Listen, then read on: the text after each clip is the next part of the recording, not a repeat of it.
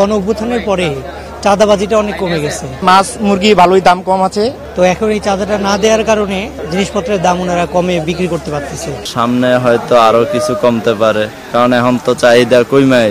এখন তো বন্যা, মাছ ধরা পড়তেছে কম, এই জন্য দামটা একটু বেশি থাকবে স্বাভাবিক। মাছের বাজার স্বাভাবিকের থেকে যথেষ্ট বেশি। সবজির দাম সামান্য কম আর কি, 60 টাকার নিচে কোনো তরকারি নাই। সবজির দাম আগে যা ছিল মোটামুটি সেই রকমই আছে, 5-10 টাকা কম বেশি। মরিচের দামটা একটু কমছে তুলনামূলক, আগে 200-240 টাকা কিনতাম, এখন 160 টাকা করে গেছে। গণঅভ্যুত্থানের পরে চাঁদাবাজিটা অনেক কমে গেছে। আগে তো প্রত্যেকটা দোকান থেকে বেশ পরিমাণ চাঁদা দিতে হতো, তো এখন এই চাঁদাটা না দেওয়ার কারণে জিনিসপত্রের দাম ওনারা কমে বিক্রি করতে পারতেছে। একটা মুরগি এলাকায় জিজ্ঞেস করলাম, বললো যে আগে বেশ পরিমাণে চাঁদা দিতে হতো, যার কারণে এখন দিতে হচ্ছে না, এই জন্য মুরগির দাম অনেক কমে গেছে। আজকে জীবনে কোনোদিন আমি 240 টাকায় লাস্ট 3-4 বছরে মুরগি কিনি নাই, সেটা 240 টাকা কেজি কিনছি আর কি। মাছ মুরগি ভালোই দাম কম আছে।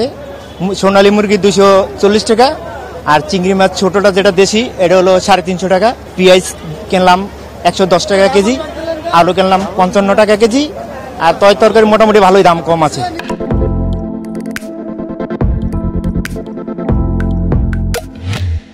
মুরগির দাম আগের মতোই আছে, 65-70 টাকা বিক্রি করতেছি।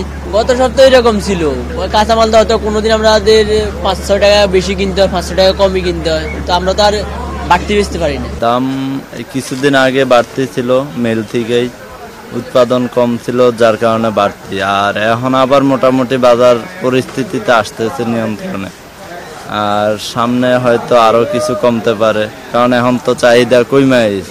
তো ওই হিসাবে মেল থেকেও কমতেছে, আমরাও কমাইতেছি আর কি। এখন তো বন্যা, মাছ ধরা পড়তেছে কম, এই জন্য দামটা একটু বেশি থাকবে স্বাভাবিক। বাট পানি যখন কমে যাবে তখন মাছের দাম এমনি কমে যাবে। পানি বেশি থাকলে মাছটা ধরা পড়ে না। মাছের বাজার স্বাভাবিকের থেকে যথেষ্ট বেশি।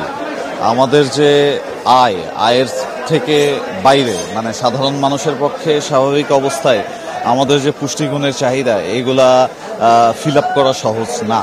বর্তমানে যে মানে মাছের আমদানি দেখছি, আবার খুব যে বেশি সেটাও দেখছি না, তবে তুলনামূলক অনেক দাম, সাধারণ মানুষের পক্ষে সম্ভব না।